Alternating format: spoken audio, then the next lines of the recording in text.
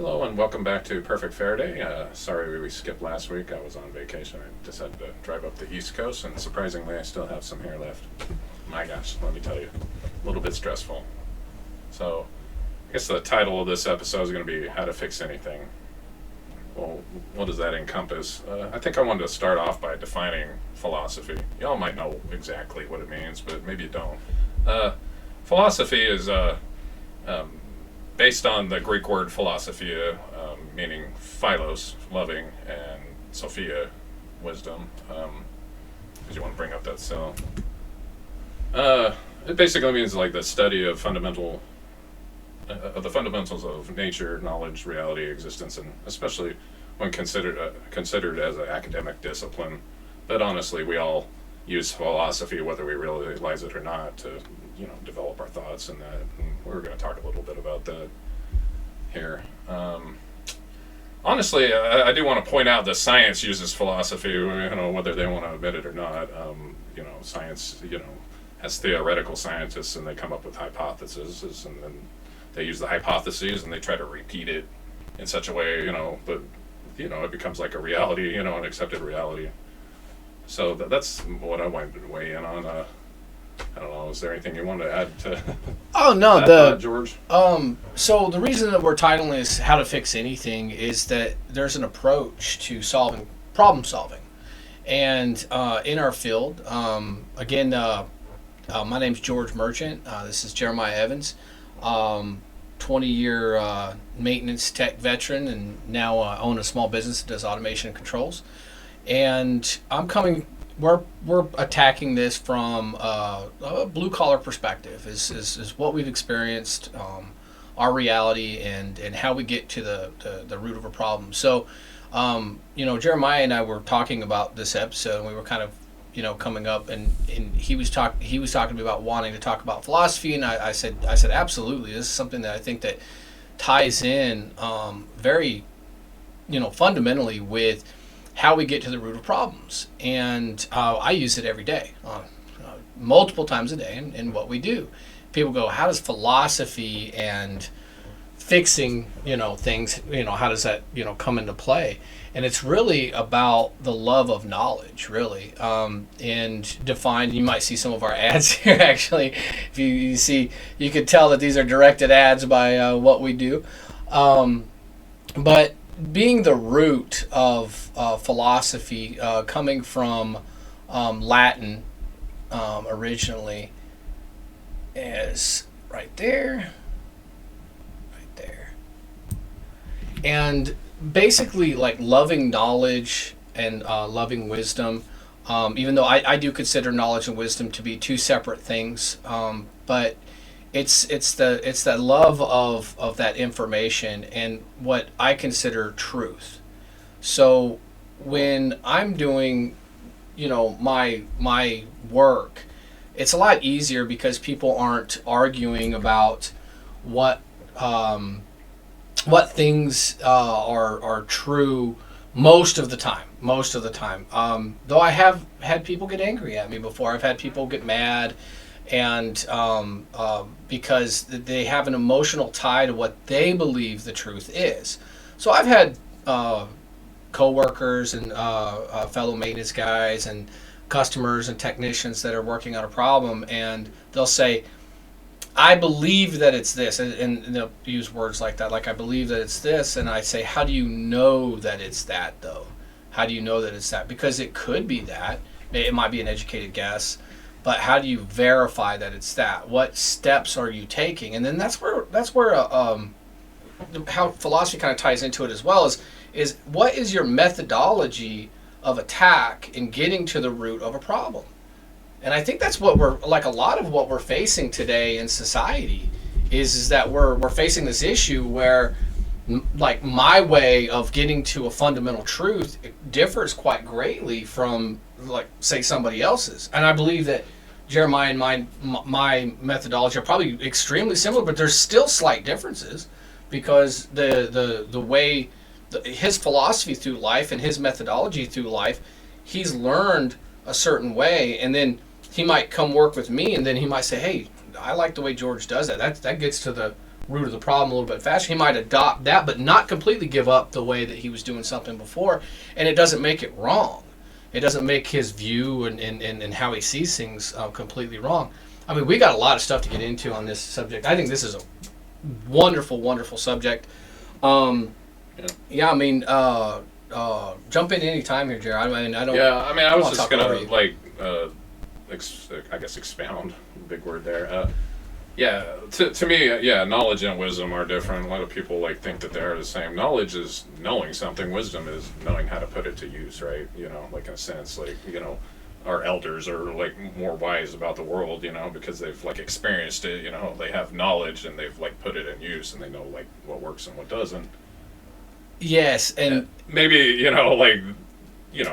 to your help or to your detriment, yes, depending on how you want to view it, or depending on how closed-minded or Yes. So right now, in the way the current political environment and the way things are, I mean, I really, really want to get to the truth of issues. I don't want to get into a fight with somebody that's or a friendly debate or even a heated debate.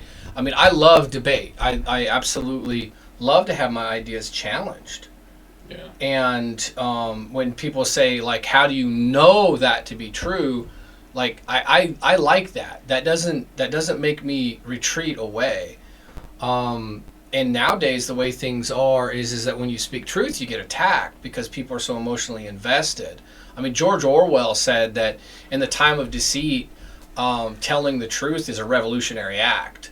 And I believe that that's where we're at right now, is that there's so much deceit and people are deceiving themselves about things that you can't get to the fundamental truths of things. And, when we talk about fundamental truths, so we're talking about, objectivity, we're talking about, water's wet, the sky is blue, and, we're trying to get to the fundamental truth of things. And we're kind of at a point now in society where we're arguing about what's true or not, and it's my truth and my perceived truth, and and I can respect that somebody has a differing view of something, and I can even let them be in their worldview and not disrupt that worldview. I'm fine with that. Where I have a problem is when somebody tries to foist that on me and try to say, no, it's this way. I don't operate that way. I mean, if you want to challenge my worldview and then try to force me to adopt your worldview, I don't think that's a good thing. I don't think that we're going to get any answers that way. Now, if you want to present your worldview to me, I mean, I'm very open to hear it. I'm very open to debate, and I think when people approach things honestly about things with the facts that they have gathered, I think you get to a clearer truth. Yeah. That in that scientific method that you're kind of referring to right there. Yeah. Is I mean, the ancient Greeks used philosophy really in what we would call science nowadays. To find truths. Back then. I mean, that's really where it came from. Yeah. But yeah. And that's where the scientific methodology originally was from philosophy. The love and the pursuit of knowledge and wisdom was that the original scientific method is you challenge that idea. I use the scientific method every single day in my work, and I do it without even thinking about it, because it's I don't trust my own feelings on saying that this part is bad. I go and I verify, and I use the tools that I know that are trustworthy and have proven to be true, that are time tested.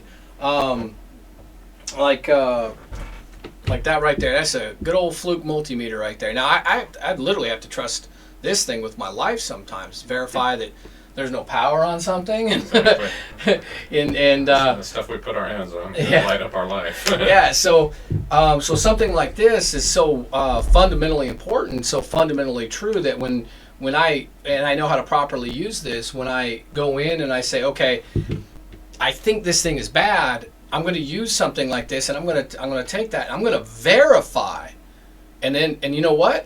Sometimes I'm wrong. Sometimes my initial thought is actually wrong, But I may not even voice it. It's just all happening in my head. I'm doing this really quickly. I'm saying, maybe it's this relay, maybe it's this switch or this button or a fuse is blown or whatever, right? And I'm walking through the problem, and I have a very methodological approach to doing this, and I'm disproving myself. So even once I got to the part that I say, okay, this has got the power coming in, it's not coming on, I double check it. I question myself. And I say, I ignore my pride and my ego. And if you want to get really, really good at fixing stuff, you will abandon your ego. You will abandon your ego. Now, I'm a cocky dude. I have an ego. If anybody's ever known me for more than 5 minutes, I have an ego. But you know what? I can turn that ego off. I can just say, you know what? It doesn't matter. I can say, forget my ego, and say, you know what? I have to seek the fundamental truth. And that's how you solve problems. That's how you fix things. Is you go and you seek out the root of the issue. Yeah. You can't be going through life thinking like, oh, it's just going to be, my opinion on everything, and we're not gonna, figure out what it is that we need. Yeah. And if you take a look at the problem and you're saying, okay, I see that food prices are too high, or political strife is too high, or whatever that may be, and what you're seeing is the symptoms. And a hot topic right now, I think, is gun violence and things of that nature. And when you approach these problems, and they are problems, you look at them and you want to address them seriously. If you're going to attack and you're going to cut off the leaves and the branches to no avail, you're not getting to the root of the problem. And it lies beneath the surface, is that you have to keep going and you find what the root cause of an issue is. And sometimes it's multiple things. Sometimes there's multiple things. In complex systems, you might end up having issues that span across multiple things. So we're not just talking about you go out there, and it's easier in my field, of course, when we're talking about grander issues than fixing a blown fuse or a bad relay or something like that.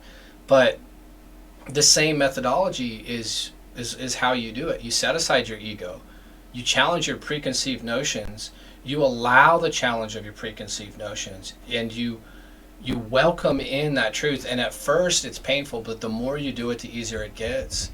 And it's hard at first. It really is. And I mean, I've seen people get just really, really angry, and then later on come back and just be completely grateful because I showed them a new truth. And these are like technical issues and technical matters and stuff. And when you get, and I've been there too before, where when I was a younger technician, where I let my pride get the best of me.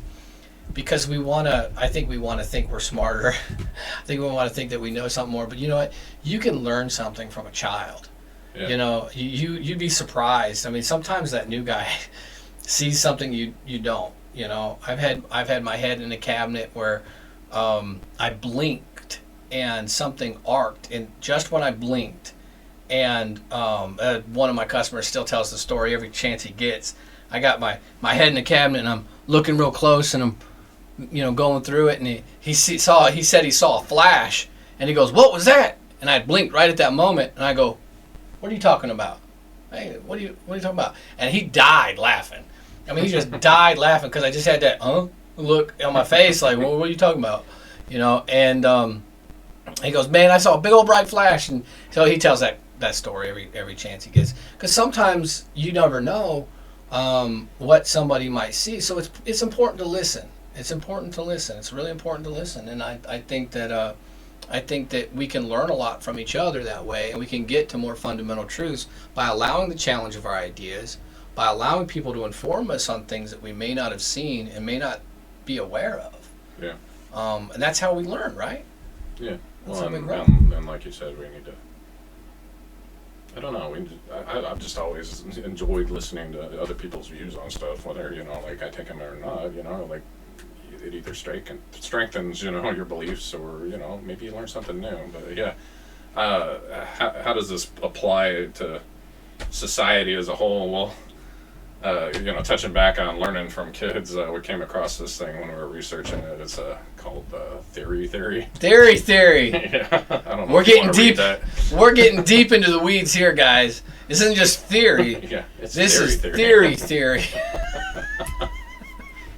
Oh, I made a mistake. Let me hit the back button real quick because I ain't going to re-record this. All right. So the theory, or theory, is a scientific theory relating to the human development of understanding about the outside world. This theory asserts that individuals hold a basic or naive theory of psychology, or folk psychology, to infer the mental states of others, such as their beliefs, desires, or emotions. This information is used to understand the intentions behind that person's actions or predict future behavior. The term perspective taking is sometimes used to describe how one makes inferences about another person's inner state using theoretical knowledge about the other's situation. So this, you can read on in this. And the basis of it is really, hit back again real quick. Sorry, guys. So it's basically is us understanding other people's belief systems. And the way that I look at this is that, and the way that I've thought of this is pillars of help me out here, Jer. Well, like I guess in my mind, there's like your personal reality versus like shared reality. Right? I mean, is that what you're talking about? It touches on that, but it goes into the person's core fundamental values. Values. I'm sorry. Which falls under your reality, like, yes. Like what you hold true. Yes, what you hold to be true. So when I was being raised, my mother and father raised me to really love truth. Like I mean love truth and hate a lie. My father hated a lie. Now, one of the things I learned when I was young with my dad is I was very, very young. I remember the conversation as clear as day, as if he had it with me yesterday. And that was that he said that, George, he said, the punishment will be worse if you lie to me than if you tell me the truth. He said, I promise you. My dad was a man of his word. If he said it was, and he made very few promises. Very, very few promises, because he never wanted to break a promise.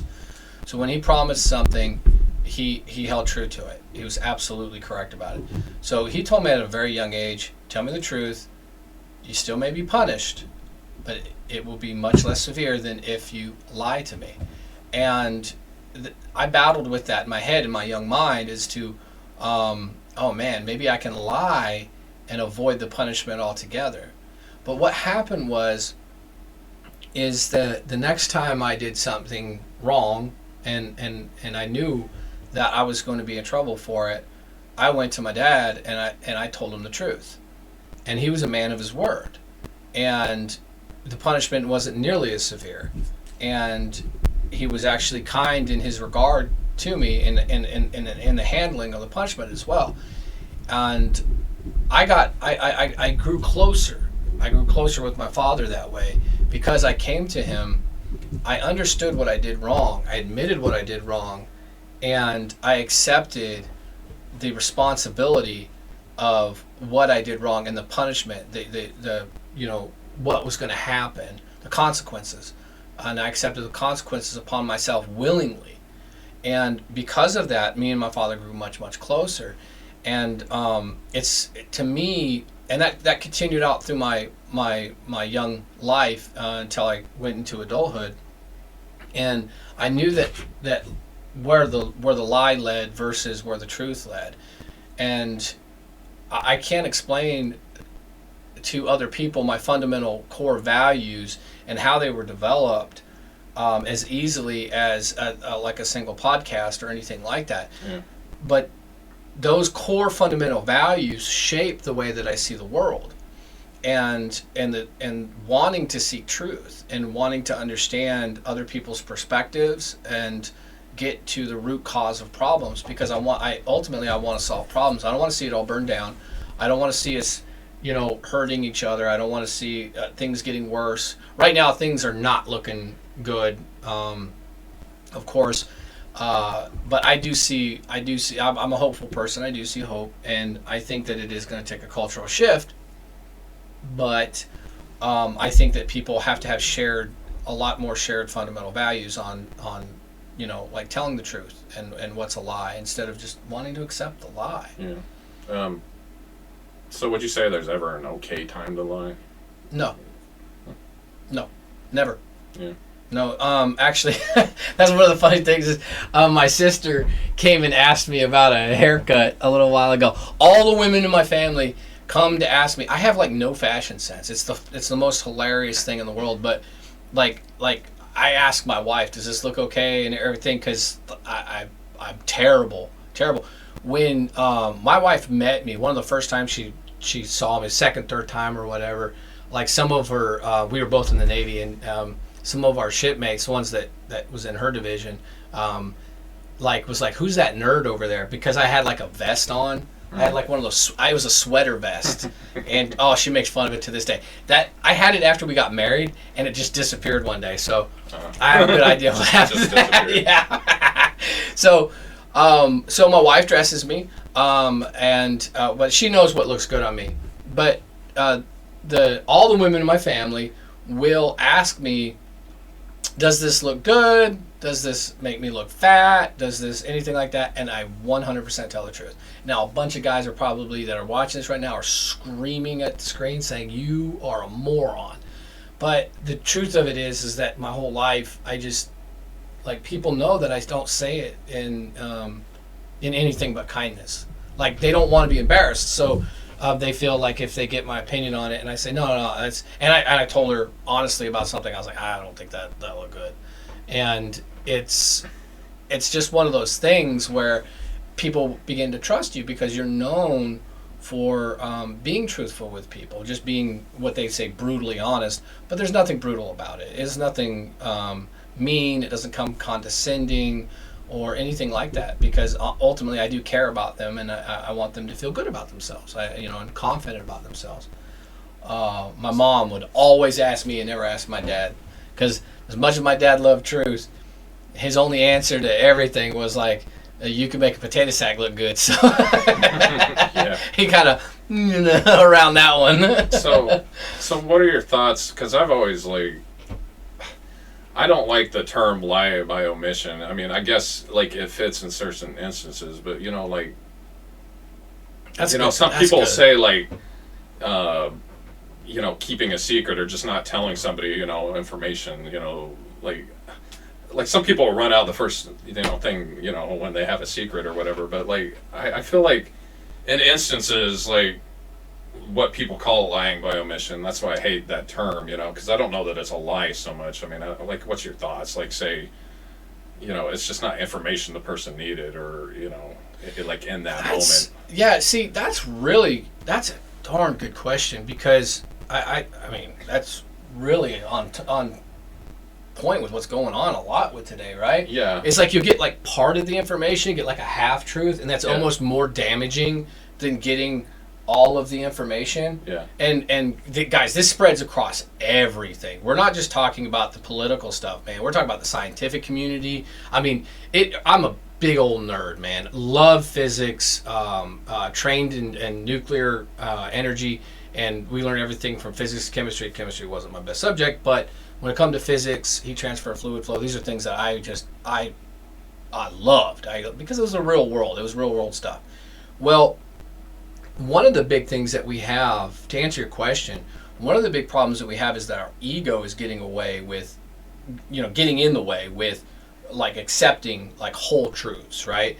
So what people are doing is they're seeking confirmation bias, and they know when they go to a certain source, they're admitting certain truths because it makes their audience feel better, right? So if I want my ego to feel better, and feel padded and everything like that, you're a smart guy and everything, I might go to a certain source for that. So some of that to blame is actually on us, because we're driving that instead of demanding Well, that's like the whole truth from our confirmation sources. bias and like echo chambers. Yeah. Which really becomes like a slippery slope. Yeah. I mean, it's nice. It's easy to blame, right? Yeah. It's easy to blame the media and stuff. It's Like, nice "That's all to their know fault," that like but- somebody like believes like you do, but like yeah, it feels good. yeah. Yeah, because you don't want to feel alone in your beliefs and everything. Yeah. But I mean, I think we might touch on more on that later. But you know, the sense of acceptance, you know, like is human nature, but I think it can be detrimental. Honestly. Oh yeah, yeah, and the admitting truth to me is, and when you know it is a lie. It's just as bad as lying, because like if I went in and I robbed a bank and I ran out of the bank with $800 in cash, and later on somebody said, you know, hey, my wife's like, you know, well, where'd you get that money? I got it from the bank. Well, that's the truth. Part of the truth. Right? Right? But these semantic games, I don't like these semantic games because that's still a lie. Yeah. That's still a lie, because what I'm doing is I'm holding back information I know to be true in order to manipulate her perception of it. And that's a lie. And that does no good for anybody. So when you're telling the truth, you include all the pertinent information. You do your best to communicate. Not everybody's great at communication and stuff. I don't think everybody's necessarily trying to lie, but I do believe that there's a lot of lies out there that get spread because of like half truths and stuff. You look at the kind of stuff with. We're going to get into some of these hot topics here. We're going to have to cross over a few of them, but like the Kyle Rittenhouse thing, when that went down. A lot of people were under a lot of misinformed things, and a lot of people had to come back that were on one political side or another, and had to come back and kind of apologize, say, I'm sorry, I didn't realize that. People say that he shot, and some people still believe to this day now that he like shot and killed black people, and that didn't happen. That wasn't a thing. Mm-hmm. And so there was a whole narrative spun around that because of a lie.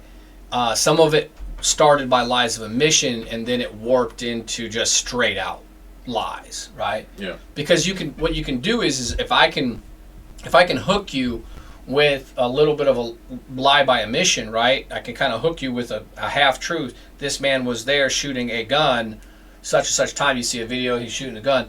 Boom, it's in your head now, right? Yeah. It's solid. There's no doubt about it. He was there, blah, blah.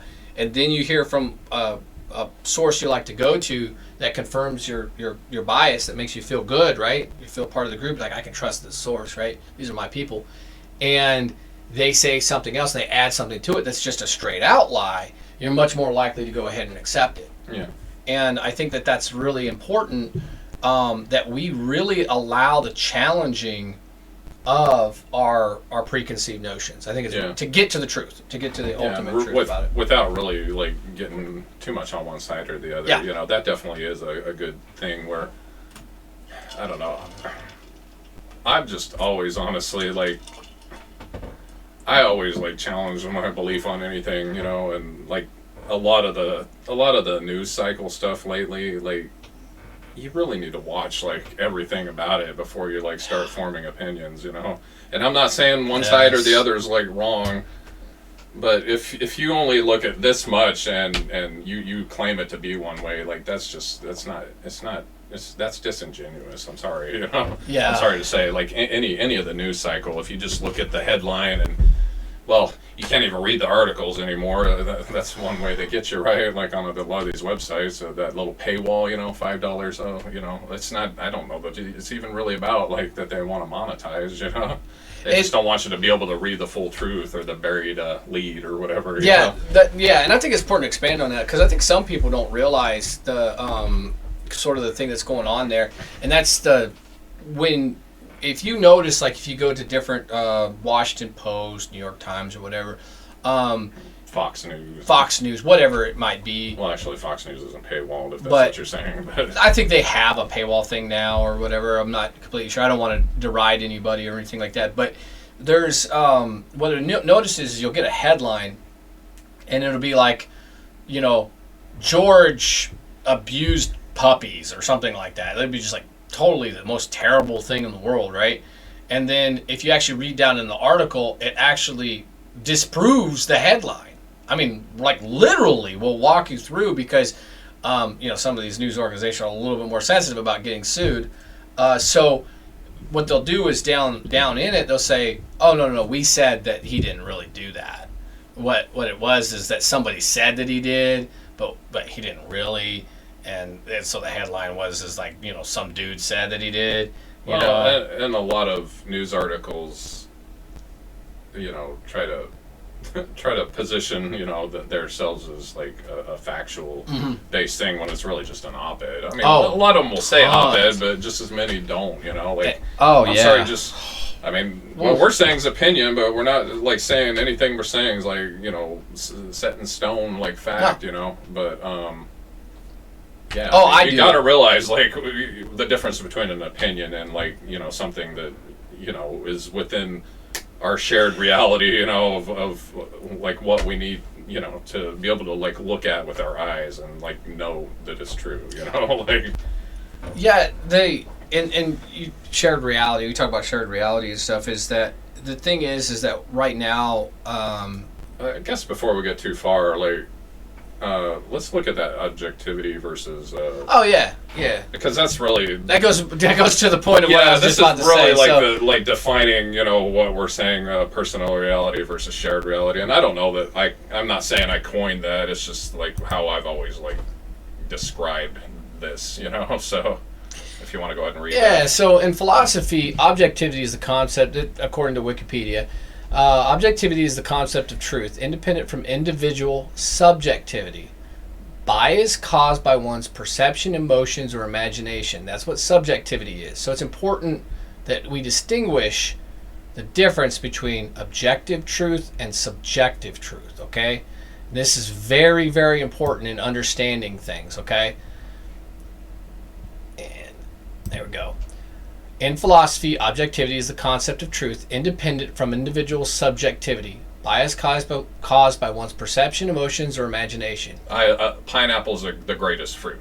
Like that would be like subjective, right? Versus objective. Well, I might say it's subjective. Well, but I would be wrong. That's just something you can like prove because everybody obviously, like that's not something provable or not. It's provable to yourself, but. Yeah, exactly. It's not worth arguing about, except for maybe in jest. But you shouldn't start a war over it. What if I want to? Well, I guess the Pineapple Wars of 2024. That's how it's going to go down, guys. So, and for me, a very important, near and dear subject to my heart is the scientific objectivity. Scientific objectivity refers to the ability to judge without partiality or external influence. Okay, and this scientific objectivity right here gets to the root of a lot of, I think, what we deal with on a daily basis and what we talk about and what's really important to us. And, yeah, I got it, bud. And so when we're talking about objectivity, we're talking about fundamental real. When people say real and they're talking about that, because people say, well, it's my truth. It's my truth. Look, your truth is an opinion. Your truth is your perception, and it's important to you. Yeah, it is. And you can hold it true, but you can't expect everybody absolutely not to fall in line with Yeah, I don't expect everybody. But I don't think people need to disrespect each other. Like, I think it's wrong to disrespect each other for it. I think that it's wrong because. And the reason I say that it's wrong is as a Christian man, I don't expect that everybody is going to follow my beliefs. Yeah. I don't expect that anybody's going to say, like, okay, I'm going to follow your beliefs because you say it's true. Like, I don't have that mindset. I don't think that everybody is going to follow my belief system. Well, I know they're not, but I do have my fundamental core values and beliefs, and I understand that what my scientific objectivity is versus my, subjectivity, right? So you got your objectivity and, subjectivity. So whenever I'm approaching a problem, in my heart, when I say something is real to me, like God is good or something, and I make that claim, then to me, to an outside person, that is a subjective truth, okay? Because they don't have the knowledge of that. That's a subjective thing, and there might be even people watching now that are just turning it off. They're just like, I don't like that guy because my beliefs. But I want you to understand that I respect your opinions. I respect where you are in the world. I don't disrespect that just because I have a differing opinion. I don't believe that you should be canceled. I don't believe you should be removed because of your subjectivity. Now, objectively, we have to be able to agree on certain things, right? Yeah. Like, so it makes society function. Exactly. Like, I mean, people need food and this water. block of metal right here, I mean, it probably weighs about 15 pounds. It's just insanely heavy. I know that if I smash my hand in it, it's going to hurt. That's an objective truth. Now, if I enjoy it, and then I think that, people should do that, that's like a personal reality that, I think you might have people would think I was nuts, if I tried to, You may have revealed yourself a little bit there. No judgment. I'm just saying, like, that's, at the fundamental level, like what we're talking about, Yeah. Like, And do I think that there are bad subjective realities? And I mean, maybe you can argue about that or not, but yes, I do. I do believe there's bad subjective. When it's a detriment to the greater good, in my mind. I think when it's, I don't know. You might have. I think when it's view. a detriment to others, and it's destructive to ultimately to oneself, Well, that's true. But I believe, like, because so if your subjective reality is that it's okay to, like, harm children. There are people that have that subjective reality. They believe that it's okay to do these heinous, horrendous acts. I don't believe that's a good subjective reality. I think that's an immoral and evil subjective reality. And I think most sane people in society exactly hold that true. Yeah, exactly. But so that's an objective reality that we can all hold true, right? Yeah. So my subjective reality arises from my core and fundamental values, right? And some of those values are shared even with an agnostic or an atheist, right? Yeah. So we say, murder's wrong, right? We say things like that. Abusing kids are wrong. We say, these things are wrong. And we can all come to an agreement on that. Most of us can definitely come to an agreement on it. But we can also come to an agreement on that certain subjective realities are not good, right? But if you go around labeling, and you got to be very careful about that, if you go around labeling everybody's subjective reality bad, I think that's incredibly destructive. It's incredibly destructive to the communication. Either you're never going to help another person evolve in their perception of the world if you're attacking them. Well, yeah, and on the flip side, being so into your own subjective reality that you view everybody in the world being your enemy, and I'm not going to say that there's not people that on an individual basis are attacking you, but if you just assume everybody's your enemy without even talking to them, just because they have a little slice of like something that you oppose in your mind, like you just put them in a box. I mean, what has that done in the past? That has done horrible things in the past. You can't stereotype somebody just because you think what they believe just because you heard one thing that they said. Yeah, you can't put them in that box. People need to take a look at history and understand what part of human nature that arises out of. Yeah. How did Stalin, Hitler, currently the Uyghurs in China, how does these things happen? How is it that the populace goes along with this? Like, how do these things happen? Because what you do is you twist and you take a group of people and you condemn their and redefine, right, their subjective reality and call it evil, whether it's their religious beliefs or their ethnicity or anything like that, and you put them in that other box, when we're talking about a political box or whatever that is, and you say they're evil because their group believes this. That's what most of the time what it comes down to. Yeah, and there's not to say that there isn't groups that are ultimately. Oh yeah, absolutely. Because I think that I and again, how do we label that? How do we say, okay? And I think this is a very careful thing that we have to do as a society. Is we got to be careful about not just labeling everything evil, because one, it diminishes the value of that word.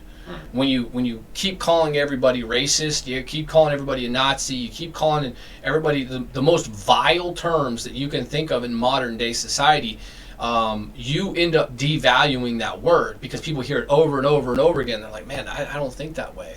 I'm not an evil person. I love everybody. It's like, what? Because I'm in this group, you're going to call me that?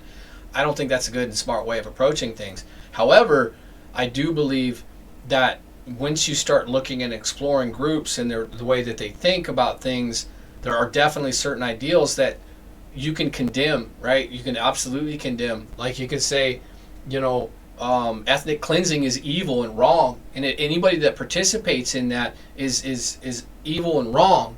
But I would extend that to people that also, label groups that way as well, and because I see what they're doing, because in history it all ends in the same place. It ends with death.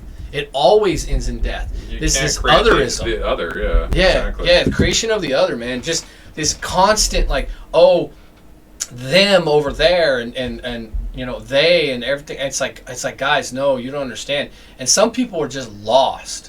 Yeah. They get caught up in a group, they don't know any better, and they're waiting for somebody to show them a kind heart. And that's what I was going to touch on, on a more personal level, assuming the world's your enemy because, you don't bother talking to people. You're going to have a hard time, ever, getting out of despair, finding a healing thing, if, I know that there's some, people that, are just in a dark place, especially in the last few years. You can't just assume everybody's your enemy, No. People in my life, I've just tried to talk to them and, on a personal level, try to help them realize that not everybody's your enemy, because I know a lot of people in more recent times, have just fallen into this idea. That's heightened, right? Yeah. It's heightened now. Our whole lives we've lived, and I thought things in the 90s and early 2000s, I thought things were calming down. I thought that relations between different groups were getting better and better. And it really, it felt that way. It looked that way. And I was like, man, I think we're going to, the internet was just taking off and everything. I'm like, I had this really hopeful idea of the future. I was like, man, now we can, because I grew up Dewey Decimal System, have to go to the library to learn anything. I was like, oh man, we got all this access to knowledge and information. I thought this is going to help make us better. And it got twisted. Something that I saw as a potential wonderful thing for good, just twisted into what it is now. And it's because people chose the ego over choosing truth. They were they chose to feed their ego and get that pat on the back and that feel good from it, instead of saying and seeking out affirmation in their beliefs. It's that desire to be accepted that I said we would touch on. Obviously, everybody wants to feel that they fit in somewhere. But if it's not a force for good, it's easy to slip in. If you don't believe in anything, what's the term? Oh gosh, man, you caught me on the spot there. If you don't believe in anything, you'll fall for anything, or you'll believe anything. Yeah. It's if you don't have any core fundamental values, you'll fall for anything. Yeah, and that's why people don't understand why people fall into cults or Ponzi schemes or pyramid schemes, because people don't want to push past their ego. They get caught up in something and they're like, oh, this has got to work, because I don't want to feel stupid, right? Yeah. Oh, some very intelligent people have fallen for terrible things. Yeah. Some of the big Ponzi schemes that have been pulled and everything have been pulled on people that are very wealthy, that were self-made wealth. Mm-hmm. They were not unintelligent people. They were hardworking, intelligent people that fell for terrible things. And it's because they wanted to believe. And because they wanted to believe it, they discarded any fundamental core values or understanding of economics or anything like that, and they said, oh, no. And I like some of the good old country wisdom. I've been blessed in my life that I've gotten to spend some time around. Well, I've lived all over the country. I'm really great, but a lot of Southerners that I got to spend some time around, they get derided a lot. The news doesn't mind deriding them. They're a group of people that, for some reason, it's open season on anybody that is born, raised south of the Mason-Dixon line. But I've met some of the greatest people, and I've learned a lot of wisdom from there. And they've got a lot of really good common sense, and they often don't fall for these sort of schemes and stuff because I think they're closer to nature and closer to human nature, and they're usually hardworking people. And I've always loved to learn from other people's mistakes and other people's wisdoms, and I've gotten to be around a lot of guys over the years that BS meters were really, really good, and maybe a few of them called me out on my own BS, but it's good for you though. It really is. So thank you to all the guys that called me out on my own BS, but it's helped me grow as a person, and it's helped me to embrace learning, even though sometimes painful in the moment. When you accept the truth and you move forward through it, it feels so good. You're on the other side of it, and you accept and you embrace truth, and it makes life that much more beautiful, man. It really does. It makes it that much more enjoyable, that much more peaceful. Because even though things could be going wrong, the country could be having all kinds of problems and issues and stuff, you can still find peace in your heart, and because you know what the truth is, and it's a good thing. It's a wonderful place to be at. So yeah, I think one thing we're touching on, but if you could pull up that cognitive dissonance. Yeah, so that was the next thing we want to talk about is cognitive dissonance here. I'm going to just hit this right here so that it'll change on some before it messes me up. All right. So me and Jeremiah we've been buds for a long time, and we've talked. This has come up a lot in conversation. We talk about cognitive dissonance because it's such an apt description of what people experience when they're confronted with something that challenges their preconceived ideas and what they hold to be true. So, and this is a very important distinction, and I'll give Wikipedia a thumbs up on this because we were actually searching this up earlier to pull this up to read out to you guys and everything, and Google has just... Yeah, this guy's like, what's that word for, how did you put it? When somebody gets angry when you present them with the truth. Yeah, he's like, I thought it was cognitive dissonance. And I'm like, I'm pretty sure it was, but I'm like, we use it in conversation all the time. And then I thought I lost my freaking mind. Yeah, I thought I got it wrong. I was like, man, we've been using this word for 20 years when we've been talking about these things. And I go and I look up cognitive dissonance, the definition of it, and Google was just full of just line after line of bastardizations of the definition. Yeah, and I can tell you right now, we're probably going to do a whole episode on why language needs to evolve, but you can't change definitions. No, there's that's where I get really upset about. I've always people doing that. People go on about grammar, grammar Nazis and that, and that's not so important to me. Although punctuation can change the meaning of what you're saying, but when you start redefining words, I correct people when they use the wrong words because, meaning breaks down, when you just accept that a word means something that, again, the shared reality, doesn't, isn't on board with, so, but yeah, I think that's going to be a whole nother. Oh, yeah, and we're going to dive into that stuff because we actually, early on when we were in high school together, it's been a long time, we actually were building web pages and stuff, and we understood what SEO is. It's called search engine optimization, and you knew what the algorithm did. It was pretty basic. You just stuffed a bunch of keywords in there and then you got the results. It was just the way that it worked at the time. It was the early versions of it, and now it's evolved quite a bit. And you if you're familiar with it, you see the manipulation. You understand the manipulation. And the manipulation in language infuriates me. It really does. It makes me very angry because if you can't if you can't win on the argument and being truthful, then we're just going to go ahead and change the definition of words. Yeah, I don't have I don't accept that. Okay, sorry.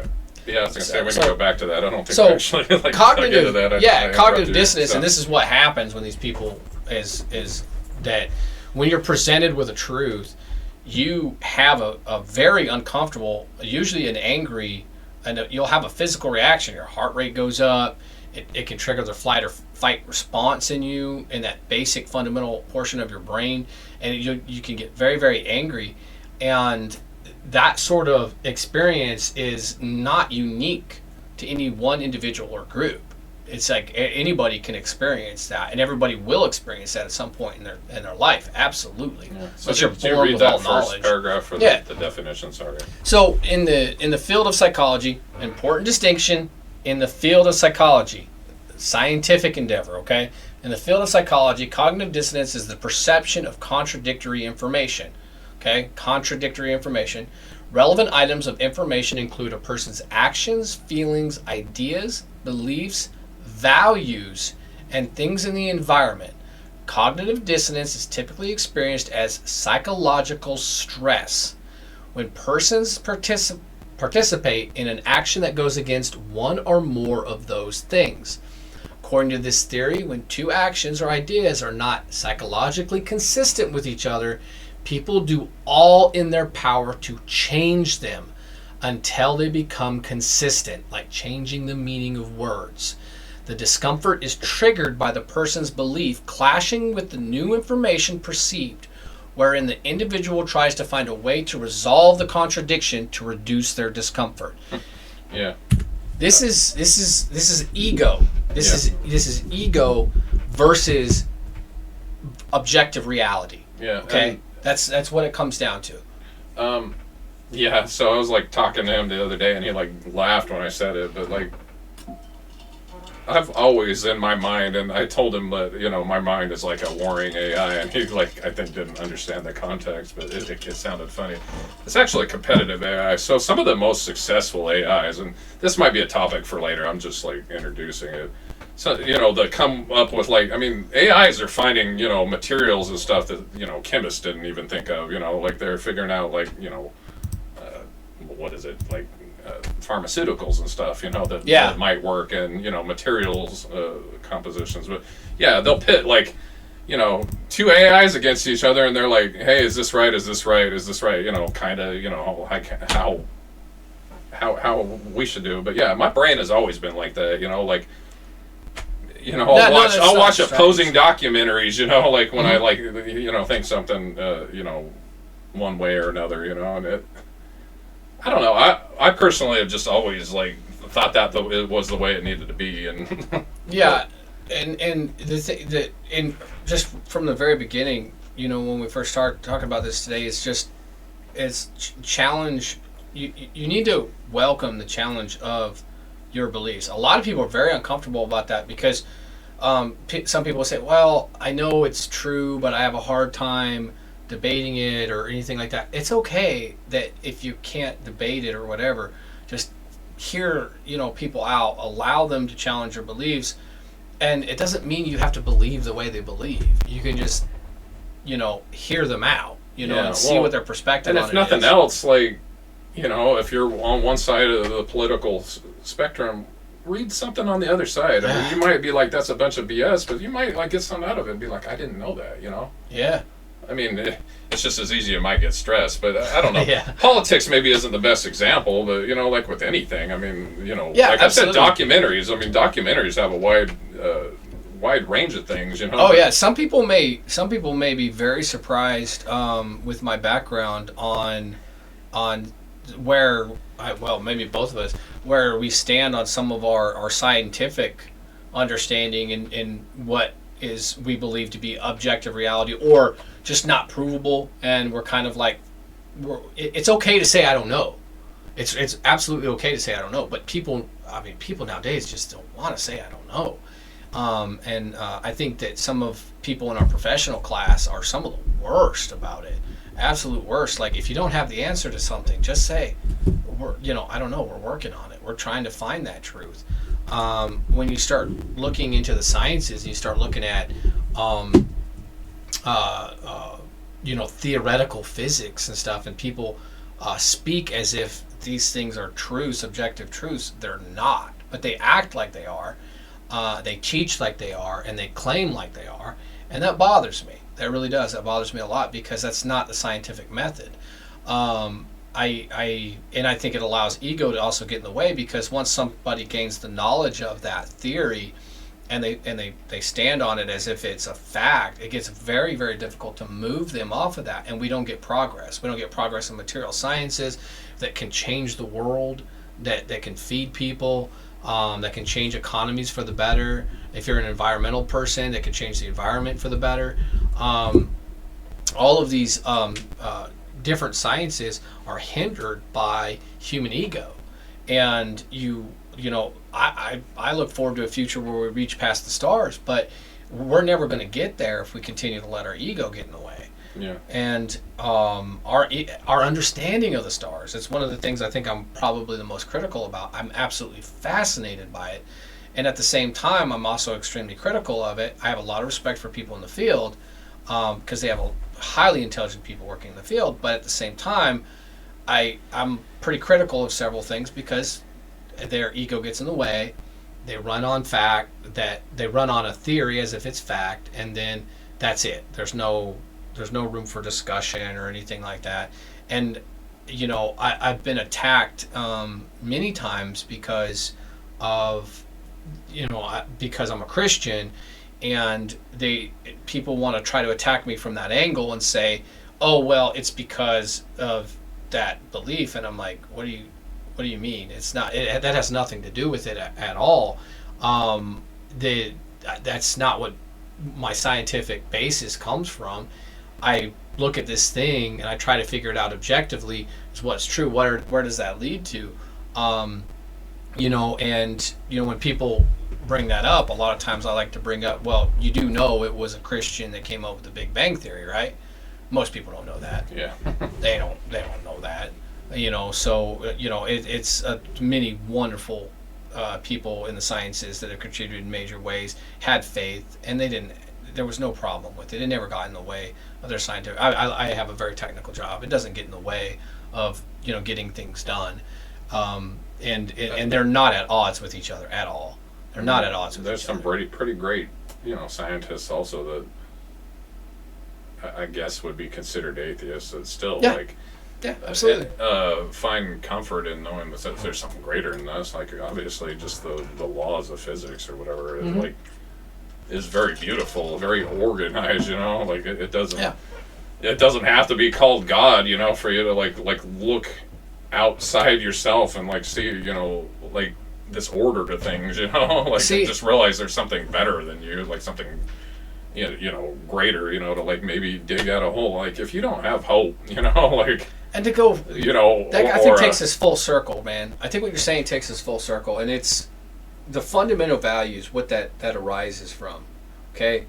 And in my Christian faith, those core fundamental tenets, those values, they arise from that, and loving parents too, really, honestly, and loving parents as well, that taught me those things and raised me well in that. When coming up in that, those became a part of who I am, and from that developed a lot of my perception of the world, right? Yeah.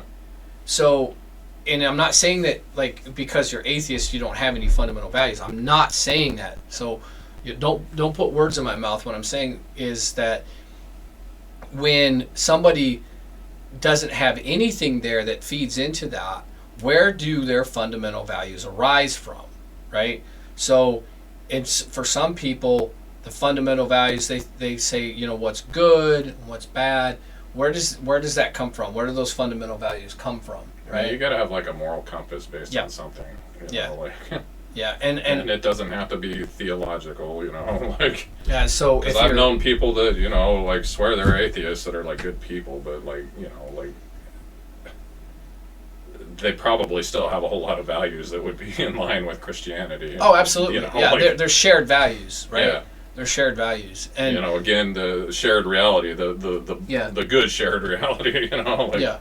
Yeah, I just Not some dark apocalyptic idea of a yes, shared reality. yes, You know? exactly. I know where my tenets come from. I know where the Judeo-Christian values. I know where they arisen from. I know that forms the core of who I am. But at the same time, I respect other people. I respect that their journey led them to a different way. Everybody didn't have my parents. Everybody didn't have that same upbringing. Everybody didn't have that same knowledge. Maybe you didn't have a father or a mother, Yeah, there exactly. Exactly. So I I've respect known, it. like, some of the greatest people I've known in life have, like, I guess that's something else we could touch on, maybe not on this, but I think it's hard if you haven't known suffering, but, to actually appreciate Yeah, it is. other people's suffering. And actually, that's something I do want to touch on. Like, I don't think if you can't like look, at your enemy or the what you consider the other and like get something out of like you just make them the enemy or whatever. Like, you don't have true empathy. And I wanted to touch on the fact that a lot of people, like I've said for a long time that our country is very apathetic. Even before all this. I've like called a lot of stuff that's like happened before it is, but if all you're doing is like putting the next best or the new thing up, or like on your social media, like whatever it is, and you don't actually go out and converse with people, and that, like, I know you don't have the time to do it, but like that's more like signaling than like empathy. Like, if you don't actually like have action or try to at least like put your mind in the mindset of the person suffering. You just put something up there to, again, like feel accepted. Everybody else is doing it, I gotta do it. Pat me on the back. Like that's hollow. In my mind, I don't know. Like, yeah, the lack of empathy, I think right now is a little bit shocking. I think it's shocking and disheartening. I think for me is the way that people, and I wouldn't take everything people say online as like that's how they live their life every day. I think people get emotionally like bent up and spent up like in the moment, and they say things that like they may feel that in just that moment, but then they get past it and they kind of maybe feel crappy about saying it and stuff. Yeah. But so I mean, you gotta leave some room for grace there. Yeah. But at the same time, like I do feel like empathy is at an all-time low. Yeah. At Well, I least can in my give you a lifetime. visual example. Like there was a video of a woman when there was the gas shortages putting gasoline in plastic bags, and like the guy was filming it and laughing like he knew better. Like he was just laughing, and he put it up online, right? To get clicks and have other people laugh. Like, maybe that woman genuinely didn't know. I mean, she was Maybe she was a foreign, like, I think she was like a foreign lady, like maybe she didn't understand that gasoline is going to eat right through that plastic. That was very dangerous, but it was just up for laughs. That's disgusting to me. I'm sorry. I'm just going to call that out, Yeah, I think that like, and you don't know. okay, like I could have mental issues and stuff like that. It's like you're mocking, I mean, it's different when you're self-deprecating, you're making fun of yourself and stuff like that. I mean, that's different. But when you're just going around like mocking other people because you have a complete lack of empathy and it's just for laughs and stuff, it does kind of get a little bit gross. But I mean, not just little instances like that, but I think that going back to the making everybody others and putting people in these boxes and defining them and saying, okay, this group is bad and this group is bad and this group is bad, and doing that allows you to like alienate them. And when I say alienate, I mean like make them alien, right? Like dehumanize them, right? To the point where you don't view them as something or somebody. You view them as a something instead of a somebody that you could have empathy towards, right? And as you do that, and as I think the media has done such a great job of doing, is stripping away empathy, as you go down that journey and you stop seeing people as people, it becomes a lot easier to do the sort of horrific things that history has done so many times. And it all leads to the death. more you accept always. one little thing, one disgusting behavior, it's just a slippery slope, like you'll accept another. And like I guarantee you a lot of people like in the Hitler's like, just kept accepting one thing after another. Yeah, I don't think they just jumped right away to mass murder of women and children right off the bat. Yeah. I think there were steps that I went mean, that way. it's society. There's a lot at of that propaganda. level. There's a lot of Yeah. propaganda, a lot of things, and I always hate bringing up the Again, Nazi probably thing, but- another subject for another time, but yeah, you have to realize social media is very shaped by propaganda. Oh, you yeah. a lot of people don't realize what they're looking at is propaganda. Oh, I'm yeah. not gonna sit here and like conspiracy theory, one way or another about who might be doing what, but yeah, Well, it's an affirmation sort of thing of propaganda, because it's like it's propaganda in a cake, right? yeah. It's a propaganda in a cake. So what they do is Memes. I'm just gonna say this real quick. Memes can be very propagandist. People. Oh, yeah. They're mostly funny. I'm hilarious. not knocking memes, but I love memes. They're hilarious. But man. yeah, memes are a darn good example of shaping a societal mind, you said, or whatever. So when you're looking at these different things, and you see, I love memes, man. I laugh at them. But what they're doing is they're delivering this delicious cake, right, with the propaganda slipped in, right? So something like, oh man, this is super funny and everything, but then the propaganda is also slipped in there. I like political cartoons. I think they're funny and stuff like that. I think two things that affect people the most is anger and humor. Oh, absolutely. Like leave a lasting thing in their mind. Anger is the most effective. Yeah. Anger is the most Well, effective. fear actually is probably the most effective motivator. Yeah, but fear leads to anger. Well, and anger leads to darkness. Do or do not. There is no try. Or to the dark side. Right? Yeah. But no, anger leads to fear. It absolutely does. It's not just something Yoda said. Yeah. So, yeah, because like people, that's that fight or flight, basic, fundamental thing that every mammal has to have to survive, right? Yeah.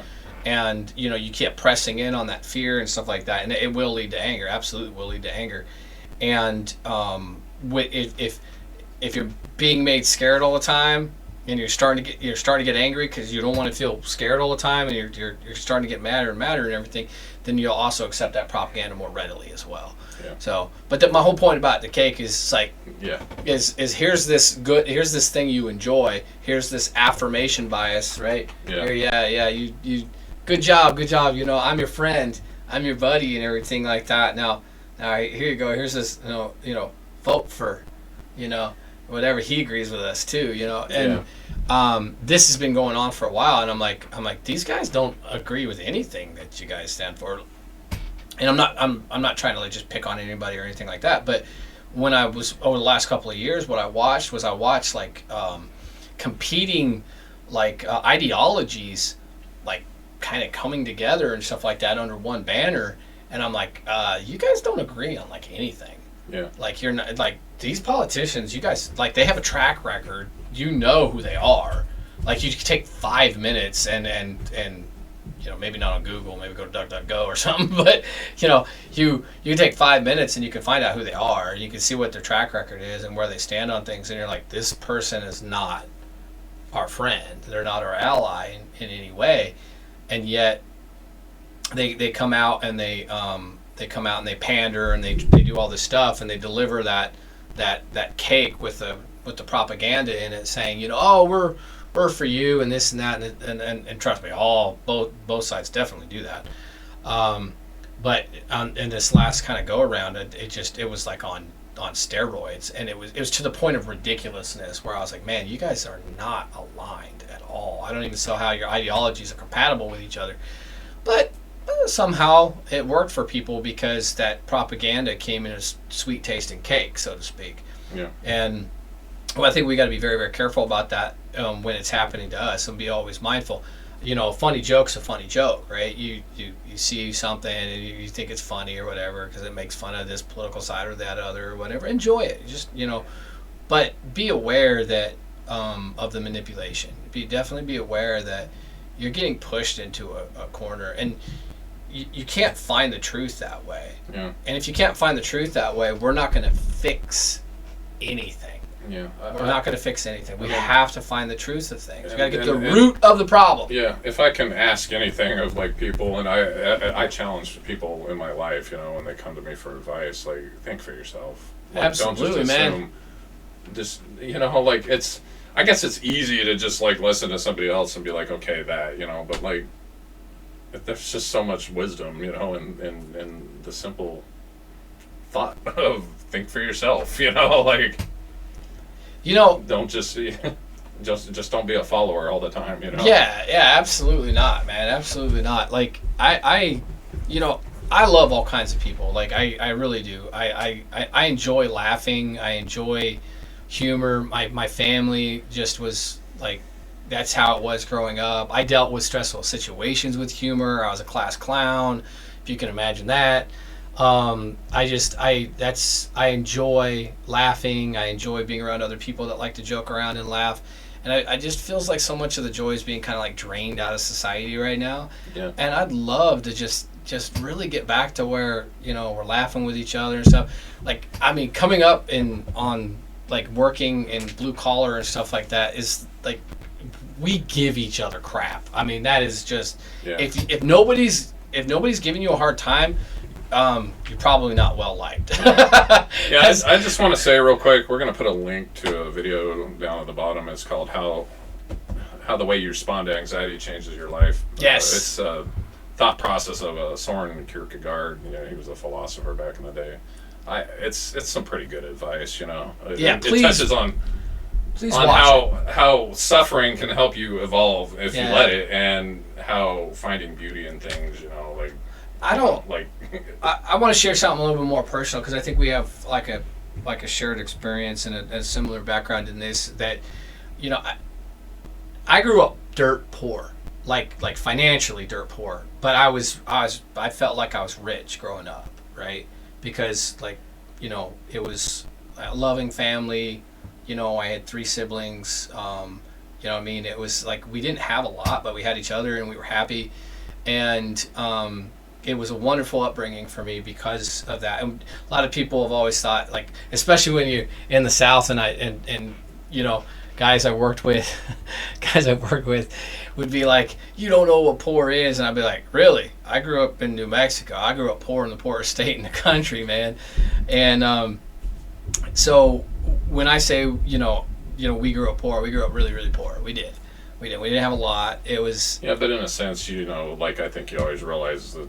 Yeah. That somebody might be suffering more than you. Yeah, exactly. Like if you can't. Exactly. Oh, yeah. If you can't look outside of your own suffering and realize, I mean, I don't care how bad you have it, and I'm not saying, your hurt isn't important. No, like, no, absolutely not. If you can't absolutely not. realize that, you got to look outside yourself. Yeah. You really do. My parents ran a gospel rescue mission when I was a kid in Frederick, Maryland, and those were good memories too.